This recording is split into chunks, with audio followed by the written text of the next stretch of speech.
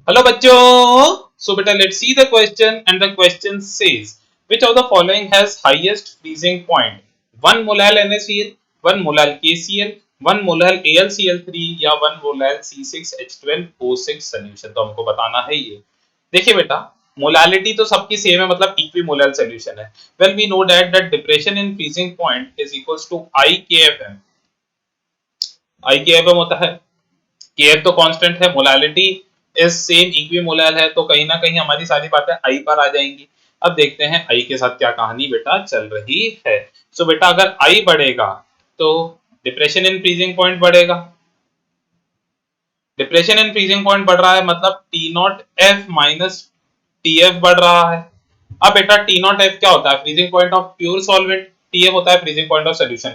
तो बेटा pure solvent का फ्रीजिंग पॉइंट ये तो फिक्स होता है, ये तो कांस्टेंट होता है, ठीक है ना। जैसे अगर मैं पानी की बात करूं तो 0 डिग्री है, वो फिक्स्ड हो गया, ठीक है। तो अगर ओवरऑल वैल्यू बढ़ रही है, इसका मतलब हो गया कि टीएफ को घटना पड़ेगा, क्योंकि टी नॉट एफ तो फिक्स है, तो टी नॉट टीएफ घटेगा तब जाके ये ओवरऑल वैल्यू बढ़ेगी, मतलब freezing point of solution should decrease.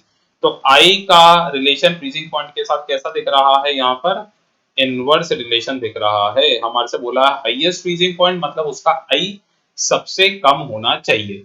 NaCl के लिए देखते हैं बेटा, आई क्या हो जाएगा इसके लिए? 2, क्योंकि ये 2 में आयनाइज होगा, Na plus and Cl minus. KCl की बात करें बेटा, इसका आई भी क्या हो जाएगा? 2, क्योंकि ये भी Na प्लस और Cl minus, sorry K plus and Cl minus में आयनाइज होगा, तो ये भी 2 हो जाएगा। AlCl3 बेटा, इसका आई 3 हो जाएगा, सॉरी 4 हो जाएगा। क्यों? क्योंकि ये 4 आयंस में आयनाइज होगा, Al3 प्लस और 3Cl माइनस में, तो इसका आई की वैल्यू क्या हो जाएगी? 4। एंड बेटा ये है हमारे पास ग्लूकोज, तो ग्लूकोज का तो वेंट ऑफ फैक्टर 1 ही होता है, क्योंकि नॉन इलेक्ट्रोलाइट है, ना एसोसिएट होगा ना डिसोसिएट होगा। तो सबसे कम आई हमारे को किसमें देखने को मिल रहा है? ऑप्शन नंबर डी में देखने को मिल रहा है। So this is the correct answer. So I hope you understood it well. Best of luck, thank you.